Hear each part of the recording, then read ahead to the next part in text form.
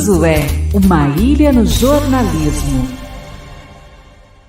Muito bem, hoje é sexta-feira, dia de nova edição da Cruzoé. Nós estamos com o Fábio Leite, da Cruzoé, em São Paulo, que vai trazer para a gente os principais destaques da nova edição da revista. Uma edição especial, né, Fábio? Porque hoje todos os temas estão aí mais do que nunca atrelados. Boa noite, Fábio. Boa noite, Diego. Boa noite a toda a audiência do Papo Antagonista. Prazer estar aqui de volta com vocês. Pois é, Diego, a gente resolveu fazer essa edição especial por conta dos últimos acontecimentos. É o grande assunto que está todo mundo falando no mundo da política, em Brasília, aqui em São Paulo, né, que é esse embate entre o presidente Jair Bolsonaro, os bolsonaristas, né, e o Supremo Tribunal Federal, envolvendo o caso do deputado Daniel Silveira. Toda a história desde a semana passada que a gente acompanhou, seguiu, né? Vocês aqui no Antagonista, a gente na Cruzoé, desde a condenação do Daniel Silveira, com uma dura pena, né? De 8 anos, quase 9 anos, né? 8 anos e 9 meses de prisão, e no dia seguinte o indulto dado pelo presidente Bolsonaro, perdoando o parlamentar aliado dele, né? Por conta das ameaças, a condenação dele pelas ameaças que foram feitas aos ministros do Supremo. E a gente trouxe, então, para essa edição, né, duas reportagens falando sobre esse caso. A primeira delas, reportagem de capa aqui, que eu assino, é mostrando como essa postura do Supremo, principalmente no caso do Daniel Silveira, com essa condenação por 10-1 e essa pena dura, ela fortalece o discurso do bolsonarismo que o presidente Bolsonaro e os seguidores dele têm explorado, né, de defesa da liberdade de expressão. A gente vale destacar, né, e é o que está na abertura da matéria, né, que assim que o presidente concedeu o indulto ao Daniel Silveira, né, na quinta-feira da semana passada, um dia após a condenação, os apoiadores do presidente já começaram a articular, organizar manifestações por todo o país, mas principalmente em Brasília e aqui, né, em São Paulo, na Avenida Paulista, né, que se tornou o símbolo dos protestos políticos nos últimos anos. O indulto foi visto como um checkmate do presidente Bolsonaro no Supremo, nessa longa disputa, né, que o presidente tem tido, nesse longo embate que ele tem tido com o Supremo e principalmente com os ministros Alexandre de Moraes e Luiz Roberto Barroso, né, e eles vão agora, estão arregimentando, estão convocando as pessoas para ocupar o maior número de quarteirões ali da Avenida Paulista, para principalmente demonstrar força, mostrar que o presidente tem apoio popular. E para atrair o maior número de pessoas, o presidente Jair Bolsonaro e os apoiadores deles têm feito isso, têm feito muito bem, que é utilizar o sedutor discurso da defesa da liberdade de expressão, né? Então, nessa reportagem a gente destaca isso, tem uma expectativa deles ali de repetir o que foi feito nos atos do 7 de setembro, né, aquela fatídica manifestação. Aí em Brasília já tiveram algumas declarações polêmicas do Bolsonaro, mas aqui em São Paulo ficou ainda mais evidente quando ele de fato xinga, né, o ministro Alexandre de Moraes, diz que não vai cumprir mais as decisões dele. Depois ele recua, né, naquela famosa carta redigida pelo ex-presidente Michel Temer, porque naquele momento ali, aqueles ataques proferidos pelo Bolsonaro, né, em cima de um caminhão de som, o mesmo caminhão de som que vai ter agora nesse domingo, no feriado 1º de maio aqui em São Paulo. Quando ele profere esses ataques, xinga o ministro Alexandre de Moraes de canalha e tudo mais, aquele período era um período muito tenso e o presidente estava isolado, né? Tanto é que logo em seguida, as pessoas devem lembrar, o clima ficou muito ruim, partidos que não tinham se declarado abertamente a favor do impeachment começaram né, como o PSDB, por exemplo, começaram a discutir um processo de impeachment. As lideranças do Congresso repudiaram essa conduta do presidente Bolsonaro, mas hoje, é o que a gente mostra na reportagem, o cenário é outro. O cenário é outro. E essa decisão, essa manobra, né, essa jogada que o Bolsonaro fez com o indulto ao Daniel Silveira, em consequência de uma condenação dura e muito bem explorada pelos bolsonaristas, né, nas redes sociais, enfim, acabou, inclusive com a cassação, né, é bom destacar, né, que essa decisão gerou uma polêmica com o Congresso, né, por conta da perda do mandato, né, os ministros, além da pena de 8 anos de prisão e multa, o Supremo definiu ali como pena para o Daniel Silveira a perda do mandato e isso acabou gerando, então, um embate ali também com o Congresso. Então, hoje, ao contrário do 7 de setembro, é o Supremo que está isolado, né? Então, a gente traz isso nessa reportagem de capa, como o STF fortalece o Bolsonaro, e essa análise, ela é feita, essa análise que a gente faz, ela é corroborada, inclusive, por gente que acabou de sair do Supremo, né? Eu fiz essa pergunta para o ex-ministro Marco Aurélio Mello, né, o ex-decano, né, o último ministro a deixar o Supremo para a vaga que hoje é ocupada pelo ministro André Mendonça, e o Marco Aurélio, que é crítico já, né, há muito tempo da postura do Supremo nessas investigações, nesses inquéritos abertos de ofício, né, como o inquérito das fake news, depois dessa investigação também conduzida, assim como das fake news, dos atos antidemocráticos pelo ministro Alexandre de Moraes. O Marco Aurélio sempre foi crítico a isso, foi o único ministro que votou contra a legitimidade do inquérito das fake news, né? E aí eu perguntei para ele, ministro, o senhor acha que esse tipo de postura, né, esses inquéritos, a forma como o Supremo tem agido nesse cerco aos arroubos, a essas ameaças, que de fato são ameaças, que, né, esses ataques que o presidente faz e os apoiadores, seja ele deputado ou ativista, militante, né, ataque que eles fazem ao ministro, o senhor acha que essa reação do Supremo, né, ela fortalece o bolsonarismo, e ele foi categórico, falou, não há a menor dúvida, né, e quanto mais o Supremo bate, parece massa de pão, quanto mais bate, mais cresce, né, e é o que a gente vai ver nas ruas agora, no próximo domingo, né, o Bolsonaro, os bolsonaristas tentando repetir isso, utilizando o sedutor discurso da liberdade de expressão. E a gente fala, né, traz nessa reportagem, né, que apesar de ser que é um discurso sedutor, mas está cheio de contradição dentro do bolsonarismo, né, porque eu acompanhei, né, fui cobrir o 7 de setembro, essa temática da liberdade de expressão já era explorada naquela manifestação, o ponto principal naquele momento ainda era a questão do voto impresso, mas o Daniel Silveira já tinha sido preso naquele momento, os inquéritos já tinham quebrado o sigilo de vários bolsonaristas que atacavam os ministros, enfim, a liberdade de expressão já era o tema, não central, como vai ser agora, mas já era o tema. E lá na Avenida Paulista, no 7 de setembro, você via gente defendendo a liberdade de expressão do lado de gente defendendo a volta da ditadura militar, defendendo o AI-5, né, que foi o ato institucional imposto pelo regime mais duro ali, que estabeleceu, que impôs de fato a censura no país. Então, essas contradições que o presidente Bolsonaro, os apoiadores dele, têm conseguido camuflar diante do eleitor médio, né? Porque vale lembrar, Diego, que na Avenida Paulista, no 7 de setembro, não tinham só os apoiadores ali mais fanáticos do presidente, né? Tinham muitas pessoas foram lá porque estavam mesmo revoltadas, indignadas com a postura do STF, né? E o que a gente também ressalta nessa reportagem, e tem sido muito bem explorado pelos bolsonaristas nas redes, né?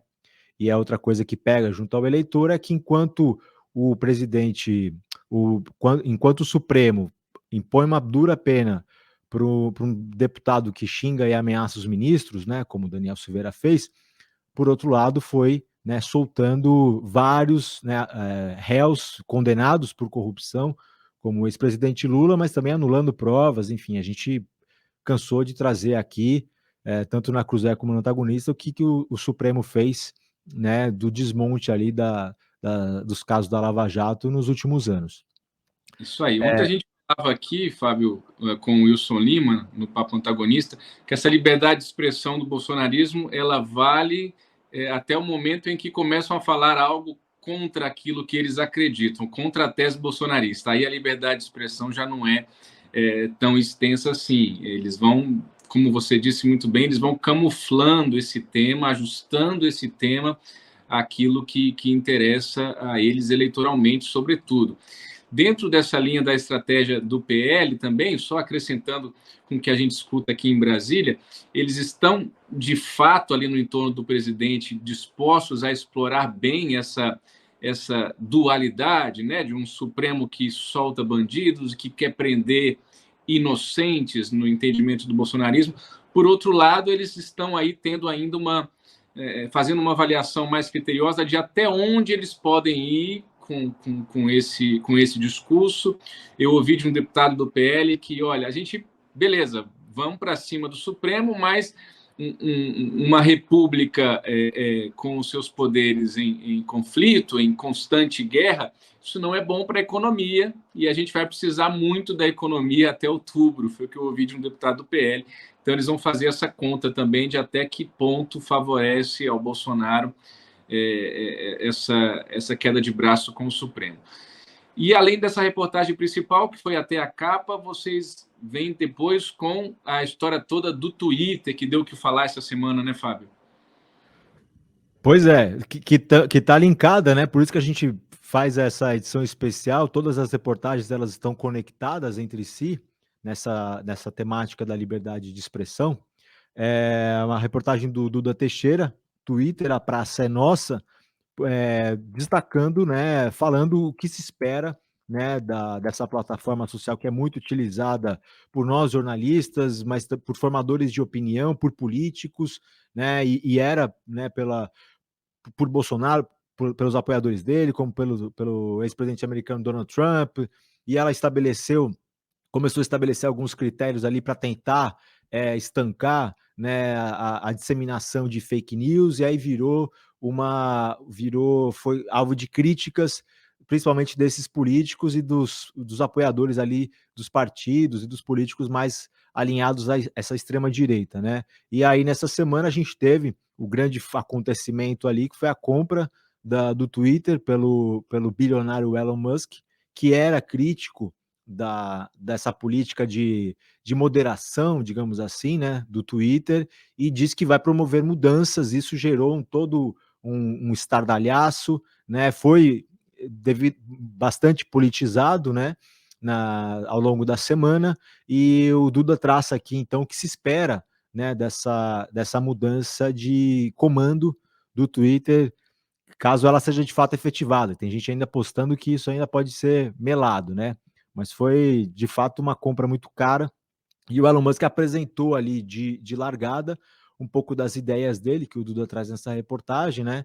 De dar mais transparência para aquilo que a gente, nós humanos que estamos ali usufruindo da plataforma e às vezes não entendemos, né, que é dar maior transparência ali para a questão dos algoritmos e tentar barrar aquela questão dos robôs que na verdade criam uma onda, né, facilitam ali a disseminação de notícias falsas, de ataques, enfim, e virou um grande instrumento, uma grande arma política nos últimos tempos, inclusive de influência, né, para influenciar nos debates, né? Então, Elon Musk diz que quer acabar com isso, mas ao mesmo tempo permitir que as pessoas possam se manifestar, né, de uma forma mais livre. Ele é crítico dessas exclusões de conta por conta de comentários. Ao mesmo tempo, ele quer combater os robôs, que é uma coisa positiva. Então, Duda traça muito, muito bem, assim, ouviu especialistas e o que a gente pode esperar do Twitter a partir de agora nas mãos do Elon Musk. Como consequência disso, né, vocês trouxeram um antagonista ao longo da semana, né, o próprio Bolsonaro, os bolsonaristas alardearam, né, isso, comemoraram como se fosse uma vitória. Ganharam, né? Eu vi meme de aquela coisa da gaiola aberta, né, para o passarinho, que é o símbolo do Twitter voar, enfim. E o Bolsonaro arrebanhou aí mais de 100 mil seguidores ao longo da semana, né? E o Duda até foi atrás para saber, isso é robô, isso não é robô. A versão que o Twitter deu para a gente aqui é de que a apuração deles ali, o monitoramento deles indica que de fato foi um crescimento orgânico, muito possivelmente por gente que tinha abandonado o Twitter naquela campanha de cancelamento que os bolsonaristas fizeram e agora estão voltando aí para surfar nessa onda, nessa vitória política que eles estão dizendo que foi a compra do Twitter pelo Musk. E as colunas do Mário Sabino e do Diogo Mainardi também tratam desse assunto, né, Fábio? A coluna do Mário, do Diogo, e também a gente trouxe 2 colunistas convidados para essa edição, né? Um deles é o que escreve também para o antagonista, né? Que é o André Marsiglia. Faz uma análise, porque é a especialidade dele, né? Ele atua defesa da liberdade de expressão e de imprensa, né? Então, Marcília faz uma análise muito interessante, que é o que a gente destacou hoje, logo cedo, na newsletter, enfim, que é a liberdade de expressão, o modo de usar, né? Então, o Marcília traça um paralelo, assim, de como os países, né, como o mundo, de uma forma geral, mas a gente centrado mais aqui no Ocidente, né, porque a gente sabe que em vários países do Oriente, com destaque para a China e para a Rússia, as regras ali, a questão da liberdade de expressão, estão em outro patamar, estão em outro nível, né? Mas ele traça um paralelo aqui entre a liberdade de expressão, como ela é vista nos Estados Unidos, de uma forma mais, que a gente diz aqui, né, alargada, né? E na Europa, onde tem um rigor, um controle maior do Estado, digamos assim, sobre o conteúdo que é postado, né? E enfim. E o que a gente tem visto aqui no Brasil, né, que é o que a gente conta nessa edição, é uma versão tupiniquim desse entendimento europeu sobre o alcance da liberdade de expressão. E aí acaba gerando essas deturpações, esses excessos, né? Tem excesso claramente de um lado, mas também está tendo de outro, e é por isso que a gente está nesse momento muito tenso do país, né? E tensão é tudo que o presidente quer, né, Diego? Causar o tumulto, gerar instabilidade, que aí, como disse o Marco Aurélio para a gente nessa reportagem, aí ele nada de braçada. É isso aí, é isso aí. Bolsonaro veio do caos, vive do caos e fomenta o caos para continuar existindo e dá certo. Tem dado certo, ele é o nosso presidente, tem ganhado força nas pesquisas de intenção de voto com essa estratégia. O significado disso tem um preço, tem um custo muito alto para a nação, mas eleitoralmente eles fazem a conta e vão para o chamado pragmatismo político, e a gente vê hoje o Centrão e tanta gente abraçando esse bolsonarismo puramente por conveniência, não por ideologia, não por se identificar com a causa, mas somente para ocupar esse poder que hoje está nas mãos desse grupo político. E as notas do Sexta-feira sempre com um bastidor diferenciado, sempre com um olhar e um alcance que só a Cruzoé tem, né, Fábio? As notas do Sexta, a gente está trazendo agora até um pouco mais de política, né? Estamos entrando já na fase de campanha. As notas do Sexta, então a gente está trazendo os bastidores aí da política, dessas pré-campanhas, né? Tenho destaque aqui para uma nota que a gente apurou ontem, né? Que envolve inclusive o destino eleitoral do Sérgio Moro, né? E uma das possibilidades, depois que ele saiu do Podemos e foi para a União Brasil, seria ser candidato ao Senado, uma vez que já estão, né, já rifaram a candidatura presidencial dele, né? E aqui no União Brasil, em São Paulo, o Moro percebeu que o buraco também é mais embaixo, né? Tem um cacique que talvez nacionalmente seja pouco conhecido, mas aqui em São Paulo é bastante conhecido e ganhou muita força, que é o Milton Leite, um aliado do atual governador Rodrigo Garcia, aliado do João Dória era do DEM, né, controlava o DEM aqui em São Paulo, e quando o DEM se fundiu com o PSL, ele ganhou uma relevância muito grande também no União Brasil, né, e se cacifou aí para essa vaga no Senado, na chapa com o governador Rodrigo Garcia, então emparedando o Moro, né? Isso que a gente traz também na nota do Sexto, porque a pressão toda é para que o Moro seja candidato a deputado federal, que aí vai A expectativa é que ele seja muito bem votado e alavanque ali a bancada do União Brasil em São Paulo. O Moro já disse que não quer ser, né? E deixou em aberto, então, a candidatura presidencial, que está sendo boicotada, né? A gente tem visto aí inúmeros capítulos, né? Dessa novela, ou para o Senado, e agora o Milton Leite já disse e conseguiu, inclusive, apoio interno de gente próxima ao Moro no União Brasil, que ele será o candidato. Não à toa, o Moro tem começado a dizer mais claramente nas entrevistas que ele pode, inclusive, não se candidatar a nada em outubro, né? Porque a possibilidade dele se candidatar a deputado federal é uma coisa que ele tem descartado. Então, enfim, não tendo o Senado, ele vai talvez tentar ali a vaga de vice, cabeça de chapa é praticamente, certamente impossível, mas para vice já se fala fortemente na senadora Soraya Tronic, que seria vice do Luciano Bivar, numa eventual chapa pura da União Brasil. Então, o Moro, de fato, vai ficando sem espaço na União Brasil. E a situação dele, partidariamente, pelo menos para a eleição desse ano, vai se desfacelando. Fábio, temos também a coluna do Rui Goiaba, sempre nos fazendo rir um pouquinho da nossa própria tragédia.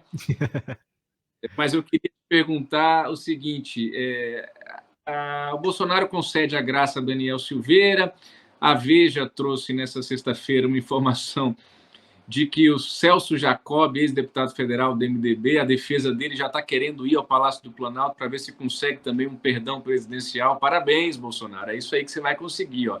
Todo mundo querendo o seu perdão. E o Supremo vai ter que se manifestar. A Rosa Weber levou ali para o plenário a situação do indulto. Você consegue nos dizer o que você vê para as próximas semanas? O Supremo coloca o pé no freio, abraça esse embate e a gente vai nesse clima fervendo até outubro, Fábio?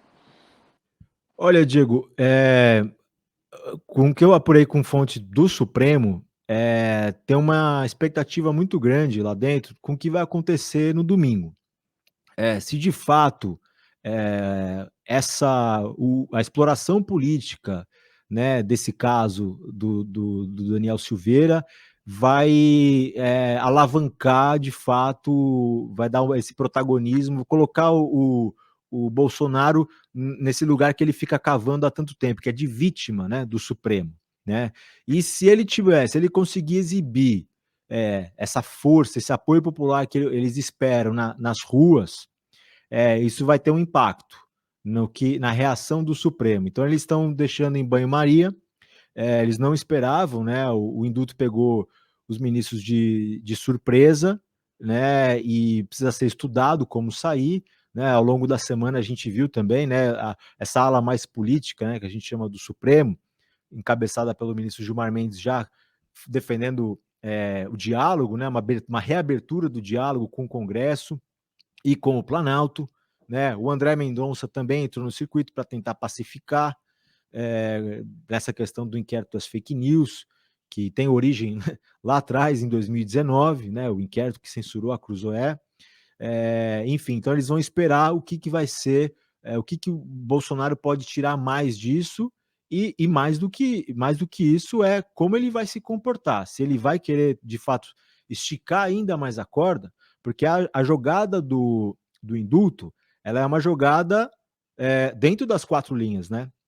O Supremo pode, mais para frente, declarar que o indulto é inconstitucional, mas o presidente tem a prerrogativa do indulto. Então, ali, de fato, para pegar emprestado uma expressão que o Bolsonaro gosta, ele jogou dentro das 4 linhas com o indulto, né? Você pode discordar do indulto, mas é uma prerrogativa dele. Agora, se ele vai elevar o tom, crescer, né, nas ruas, né, no discurso, no fim de semana, elevar a temperatura, esticar ainda mais a corda, aí a reação pode ser outra. A gente vai... Domingo é um dia importante para a gente acompanhar, porque acho que boa parte do que o Supremo vai fazer está muito atrelado a isso. Qual que é o impacto político disso, a percepção de como a população de fato vai se comportar, porque eu volto a dizer, eu estive na Paulista no 7 de setembro, mais de 100 mil pessoas lá, não tinham só apoiadores fanáticos do Bolsonaro. O Bolsonaro consegue cativar, regimentar pessoas assim que não são bolsonaristas fanáticos, mas esse discurso da liberdade de expressão é o principal para atrair esse eleitor para a rua, inclusive. A gente que vai na rua, veste verde e amarelo, e foi lá ouvir o presidente. Ele manteve um suspense, né? Eu perguntei para o Palácio ontem se vai, se não vai, perguntei para o Flávio Bolsonaro, todo mundo dizendo, não sabemos ainda se vai ou não vai, mas no 7 de setembro também foi assim. Quando ele viu que tinha muita gente, ele fez questão de ir, né? Foi em Brasília de manhã e depois veio para São Paulo para participar à tarde. Eu acho que é esse cenário que vai se repetir. Eles vão já estão promovendo caravanas e tal para tentar mostrar que o presidente tem um apoio popular nessa guerra com o Supremo. Não custa lembrar que tudo isso tem um custo, né, e é bancado pelo contribuinte. Em 7 de setembro, por exemplo, antes de discursar em Brasília, o Bolsonaro fez questão de sobrevoar a esplanada com um helicóptero para dar uma olhadinha ali na turma que estava lá embaixo, para depois, então, subir ao carro de som e fazer os seus discursos lá contra o Supremo, sobretudo contra o Alexandre de Moraes. Agora, como o Fábio Leite bem pontuou agora há pouco, o momento é outro. Naquele momento, o próprio eleitor do Bolsonaro também tinha uma intenção muito grande de ir às ruas para demonstrar esse apoio ao governo, porque se falava na possibilidade de impeachment, até a cartinha do Michel Temer, havia uma temperatura muito elevada em Brasília, se falava, inclusive, dentro do Centrão, da possibilidade do impeachment. Depois que o Michel Temer é chamado ao Planalto às pressas e solta a cartinha lá do pedido de desculpas, a situação fica um pouco mais pacificada, para usar o termo que a turma gosta aqui em Brasília. Agora, nesse momento, talvez quem vá à rua vá querer também fazer um contraponto ao 1º de maio lulista, né? A gente sabe que tem a tradicional festa do Dia do Trabalho, organizada pelas centrais sindicais. O Lula já confirmou presença aí em São Paulo. O Alckmin não confirmou presença, segundo a Folha, a assessoria do ex-governador Tucano alegou questões de agenda para não comparecer.